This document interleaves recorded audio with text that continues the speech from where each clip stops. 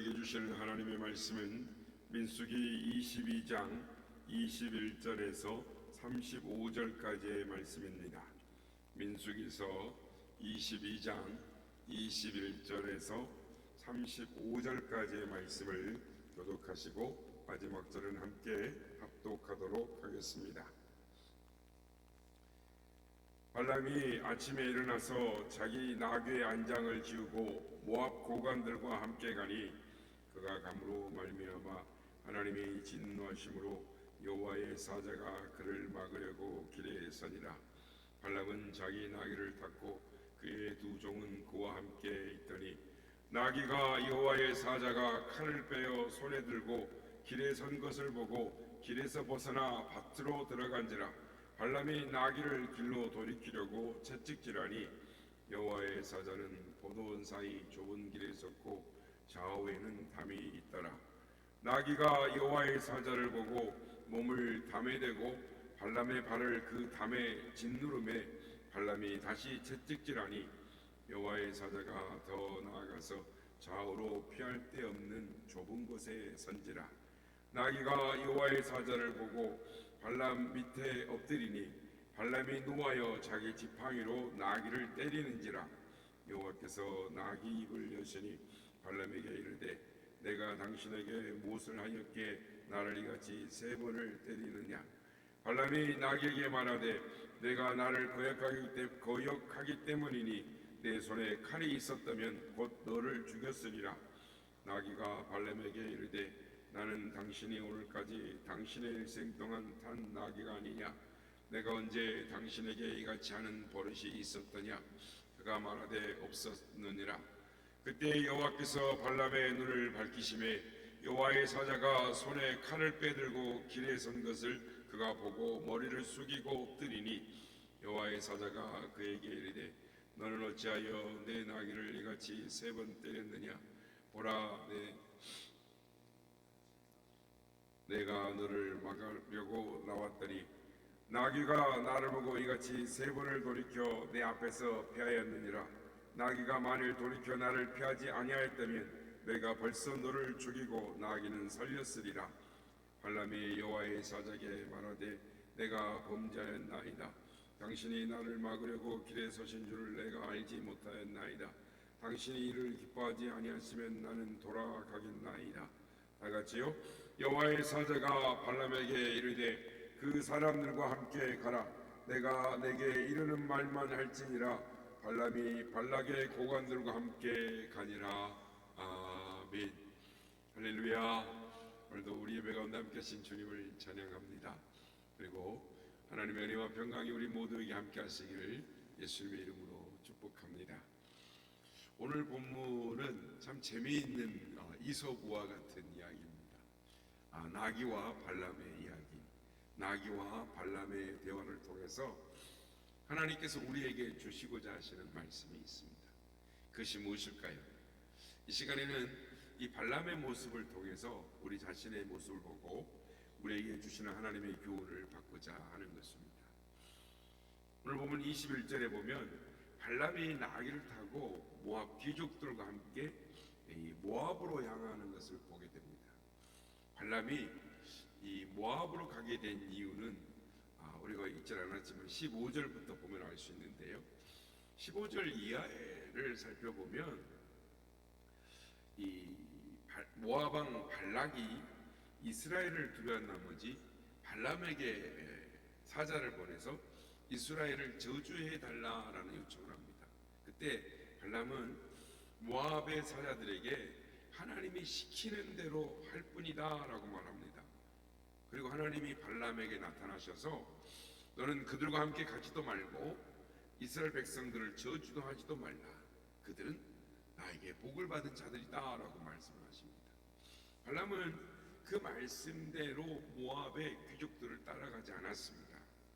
이때까지는 발람은 하나님을 두려워하는 모습을 보여주고 있습니다.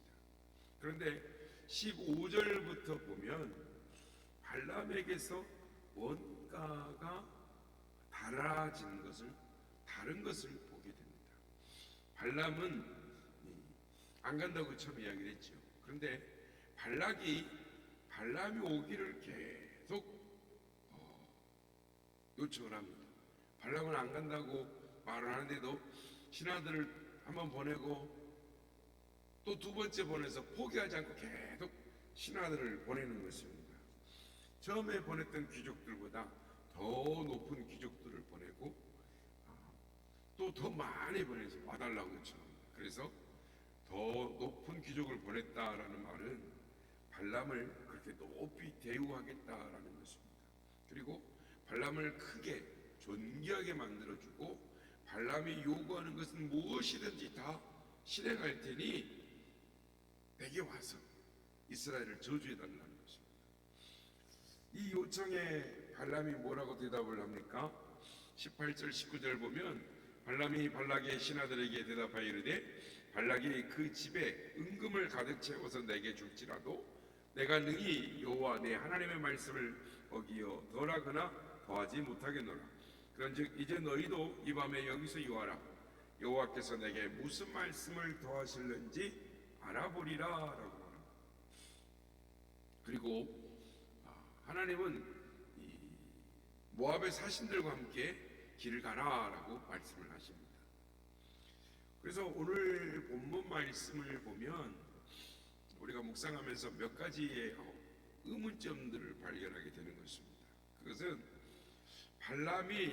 발락의 신하들에게 하는 말이 믿음의 말처럼 들립니다.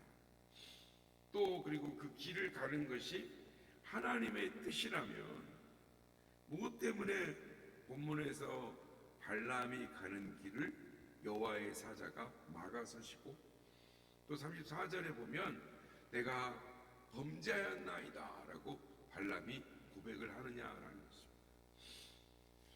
그러니까 애당초 하나님이 발람에게 지시하신 것은 그들과 함께 가지 말라라고 말씀하셨습니다. 근데 왜 뒤에는 가라라고 말씀하셔놓고는 또 그 뒤에는 발람이 가는 길에 여호와의 사자가 와서 막아서느냐라는 거죠. 이런 점이 오늘 저와 여러분이 생각해 보아야 할 내용이고 또 우리의 신앙생활에 있어서 깊이 생각해 보아야 할 내용인 것입니다. 먼저 발람이 두 번째 사신들이 자기에 찾아왔을 때 뭐라고 말합니까? 다시 하나님이 무슨 말씀을 하실는지 알아보겠다라고 합니다. 근데 그것은 잘못임을 알아야 합니다. 분명히 하나님이 처음에 사신들이 왔을 때 그들과 함께 가지 말라라고 말씀을 하셨습니다. 그렇다면 두 번째 사신이 왔을 때도 돌려보냈으면 됐습니다. 돌려보내야 했었습니다. 그런데 발람은 무엇 때문에 다시 하나님께 묻는다라고 말을 하는 것일까요? 결국 발람에게는 귀족들을 따라서 모압으로 가고자 하는 마음이 있었다라는 것을 알 수가 있습니다. 발락이 재물과 세상의 영광을 가지고 발람을 오라고 했습니다. 그 유혹을 뿌리치지 못했다라는 것입니다. 즉 발람이 또다시 하나님께 물어보겠다라고 한 것은 하나님만 바라보는 믿음에서 그렇게 말한 것이 아니라 혹 하나님의 지시가 바뀔 수도 있다라는 기대감에서 그렇게 말했던 것입니다. 발람이 진심으로 하나님만 바라보고 하나님의 말씀대로만 살고자 했었다면 두 번이나 하나님께 같은 질문을 할 필요가 없습니다. 하나님 갈까요 말까요? 같은 질문을 두 번이나 했다라는 말은 첫 번째 답에 대해서 그대로 순종하기가 싫었다라는 증거인 것입니다. 그렇다면 하나님은 왜 발람에게 두 번째 발람이 물었을 때 첫 번째 같이 가지 마라 이렇게 말씀하시면 되는데 왜 두 번째 발람이 물었을 때는 함께 가라라고 말씀을 하셨을까요? 이것을 우리가 말씀을 읽다 보면 하나님의 뜻을 번복하는 것으로 오해할 수가 있는데 오해하면 안 되는 것입니다. 발람은 지금 모압으로 가라라는 하나님의 말씀 때문에 시인이 났습니다. 그래서 이른 아침부터 종 둘을 데리고 나귀 타고 가려고 합니다. 자신이 바라는 대로 되었기 때문입니다. 하나님이 자신의 뜻을 들어주시는 것 같아서 기분이 좋았을 것입니다.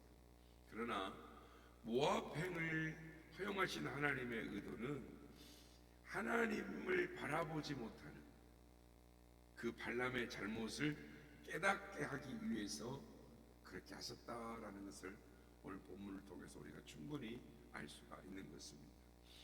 발람이 나귀를 타고 가는데 갑자기 나귀가 길을 가지 않고 밭으로 쑥 들어가 버려요.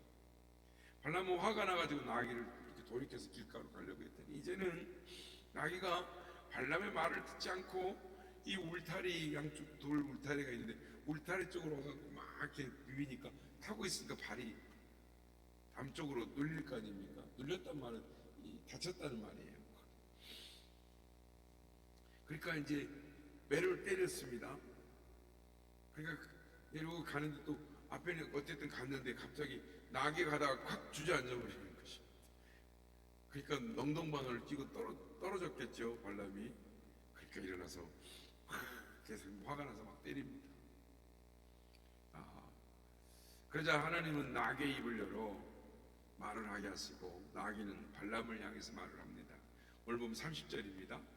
나귀가 발람에게 이르되 나는 당신이 오늘까지 당신의 일생 동안 탄 나귀가 아니냐? 내가 언제든지 당신에게 이같이 하는 버릇이 있었느냐? 그가 말하되 없었느니라. 나귀는 이 짐승입니다. 짐승은 말을 할 수가 없습니다. 특별히 사람과 대화할 수 없습니다. 그런데 하나님은 나귀의 입을 열어서 발람과 대화를 하게 합니다. 나귀와의 대화를 통해서 나귀도 하나님의 사자를 보는데 발락의 재물과 권세에 눈이 어두워서 유혹에 빠져서 발람은 천사를 보지 못하는 것입니다. 보이지 않았던 것이죠.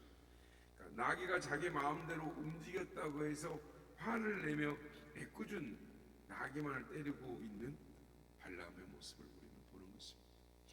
우리는 이 나귀와 발람의 대화를 통해서 우리 자신의 모습을 볼 수 있어야 하는 것입니다. 성도 여러분, 우리는 과연 무엇을 바라보고 행동하고 있습니까? 하나님을 바라보면서 행동하며 사십니까? 아니면 여러분이 스스로 주인이라고 생각하고 있는 이 소유물을 보고 행동하십니까? 우리가 하나님을 바라보고 행동하는 것이 아니라면 오늘 우리는 본문의 말씀에서 발람에게 나귀도 나를 바라보고 행동하는데 너는 왜 나를 바라보지 못하고 너의 뜻대로 행동하려고 하느냐라고 지적하시는 하나님의 음성을 들을 수 있어야 하는 것입니다. 발람은 지금 하나님의 뜻을 거역하고 있습니다. 발람 스스로는 하나님이 모압으로 가라고 하셨기 때문에 그래서 나는 간다라고 생각할지 모르겠지만 모압으로 가고 싶어 했던 것이 발람의 숨은 마음이었습니다.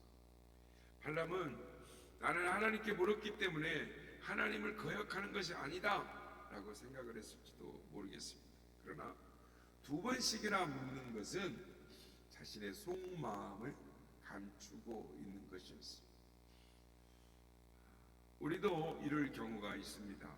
우리는 어떤 일을 시작할 때 이 일이 하나님의 뜻대로 되게 해달라고 기도를 하는 것입니다. 또는 내가 지금 하는 이 일이 믿음대로 살아가는 데에 방해가 되지 않도록 하나님 도와주십시오. 이렇게 기도를 하는 것이죠. 그럴 때 과연 그 기도가 진심으로 하나님의 뜻에 맡기면서, 그러니까 자기의 일이 뜻대로 되지 않아도 하나님의 뜻대로 되기를 원하는 마음으로 하나님 뜻대로 되기를 원합니다. 나의 하는 일이 믿음대로 살 수 있도록 되게 도와주십시오. 이렇게 기도를 하느냐라는 거죠. 아니면 하나님의 뜻이 자신이 원하는 쪽으로 성취되기를 원하는 마음, 즉 속마음을 감춘 채 하나님의 뜻대로 되기를 원합니다. 즉 기도로 자신의 믿음을 증명하던 것처럼 기도 아닌 기도를 하고 있었지 않는지 일에 대한 이 나중의 태도를 보면 알 수가 있는 것입니다. 즉 하나님께 진심으로 맡겼다면, 하나님의 뜻에 맡겼다면 설령 일이 잘못되거나 잘 안 된다고 할지라도 그것을 하나님의 뜻으로 알고 그대로 순종하면 됩니다. 그런데 많은 사람들은 그것을 하나님의 뜻으로 인정하지 않습니다. 왜냐하면 자기의 뜻이 감추어져 있기 때문입니다. 일이 자기가 바라는 대로 잘 되기를 바라는 마음이 숨겨져 있기 때문에 다시 하나님께 나와서 기도하면서 하나님의 뜻이 무엇입니까? 하나님의 뜻대로 하시옵소서, 이렇게 기도를 하는 것이죠. 여러분, 이것을 하나님께 맡기는 신앙이라고 착각하시면 안 되는 것입니다. 현재 일이 잘 안 된다면 그것이 현재에 주어진 하나님의 뜻입니다. 하나님이 하시는 일인데도 또다시 하나님의 뜻이 무엇이냐고 물어볼 필요가 있겠습니까? 결국 하나님의 뜻을 묻는 것은 지금 이 형편에, 이 상황에 순종할 수 없다라는 거역이 은연중에 내포되어 있는 것입니다. 하나님을 보지 못하고 자기의 일을 보고 있는 모습인 것이죠.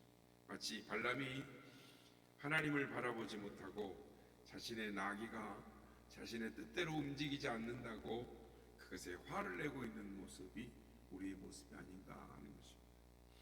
성도 여러분, 혹 우리도 나의 일이, 나의 계획이 잘 되지 않으면 화를 내고 있지는 않습니까? 그 일을 하나님이 주관하시는 것을 전혀 보지 못한 채 그렇게 화를 내고 있지 않는지 우리 자신을 봐야 하는 것입니다. 여러분, 우리의 인생은 우리의 마음대로 잘 되지 않습니다. 24절의 말씀은 우리의 인생의 모습을 그대로 표현하고 있습니다. 여호와의 사자는 보돈 사이 좁은 길에 섰고 좌우에는 담이 있더라. 이것이 우리 인생의 모습 그대로인 것입니다. 좌우에 담이 있습니다. 그 앞에 하나님이 가로막고 있습니다. 한마디로 하나님이 앞에서는 하나밖에 없는 길을 막고 있고 막다른 길목이고 도간에 든 주인이었습니다. 하나님을 믿든 안 믿든 모든 사람은 하나님께로부터 도망칠 수 없습니다. 결국 마지막에는 아무리 도망다녀도 하나님 앞에 설 수밖에 없습니다. 그것이 우리의 존재죠. 아무리 한평생 하나님으로부터 도망쳐 잘 살았다고 할지라도 결국은 다 죽는 것입니다. 죽음이란 하나님 앞에 서는 것을 말합니다. 모든 자의 마지막은 하나님 앞에서 맞춰지게 되어 있는 것입니다. 그렇습니다. 우리의 인생은 하나님이 맡고 있습니다.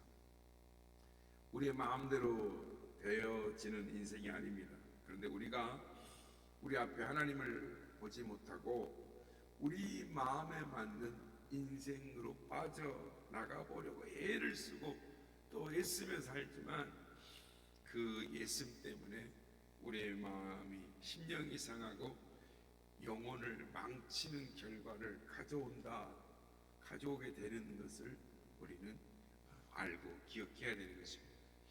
오늘 본문을 보면 발람은 자신이 여호와를 거역하고 있음을, 자신을 가로막고 있는 여호와의 사자를 보고서야 깨닫습니다. 31절에 여호와께서 발람의 눈을 밝히십니다. 그러자 비로소 발람의 눈에 자신을 가로막고 있는 여호와의 사자가 눈에 보입니다. 그러자 발람이 자신의 뜻대로 움직이지 않았던 나귀가 바로 하나님의 뜻대로 이끌려 가고 있음을 알게 됩니다. 그리고 지금 자신이 여호와를 거역하고 있음을 깨닫게 된 것입니다. 그럴 때 발람의 입에서 이런 말이 나옵니다. 내가 범죄하였나이다. 당신이 나를 막으려고 길에 서신 줄을 내가 알지 못하였나이다. 당신이 이를 기뻐하지 아니하시면 나는 돌아가겠나이다. 고백이 나오는 것입니다. 사랑하는 여러분, 발람이 나귀를 때리면서 자기의 길을 가기를 재촉하는데 나귀는 가지 않고 버티는 모습을 한번 상상해 보시기 바랍니다. 갓길로 빠져요. 그래서 막 때렸어요. 길가로 데리고 왔습니다. 길을 가야 되는데 길을 반드시 안 가요. 이쪽 탐으로 가고 선사가 가로막고 있으니까 이쪽 길로 피했겠죠. 이쪽 피하면 또 이쪽으로 오니까 또 이쪽으로 피했겠죠. 그러면서 버티는 낙의 모습, 이것이 바로 우리의 인생의 모습인 것입니다. 인생을 여러분의 낙이라고 한번 생각해 보십시오. 그리고 여러분은 그 낙이 위에 타고 있습니다. 그리고 지금까지 평생을 살아오면서 여러분이 타고 있는 나귀가 여러분의 뜻대로 가지 않는다고 화를 내기 매를 때렸을지도 모릅니다. 마음대로 안 되면 매를 때리면서 여러분이 원하는 쪽으로 끌고 가려고 애를 썼을 것입니다. 나귀, 즉 인생과 씨름하며 다투면서 살아온 것이 바로 저희들의 인생이 아닌가 생각이 되는 것입니다. 그러나 나귀는 여러분의 말을 듣지 않습니다. 왜냐하면 나귀는 내가 주장하는 것이 아니라 하나님이 주장하셨기 때문입니다. 내가 탄 나귀의 앞을 하나님이 가로막고 서 계시기 때문입니다. 사랑하는 성도 여러분, 우리의 인생은 하나님이 주장하고 계십니다. 우리의 인생은 우리의 뜻대로 가는 것이 아니라 하나님의 뜻대로 갑니다. 내 뜻대로 가면 어려움과 상처뿐이지만 하나님의 뜻을 분별하고 하나님의 뜻대로 순종하면 하나님께 쓰임받는 인생이 되는 것입니다. 바라기는 우리가 타는 인생이라는 나귀가 우리의 뜻대로 나아가지 않을 때 하나님의 뜻이 무엇인지 분별할 수 있는 영안을 열어달라고 기도하는 우리가 되기를 원합니다.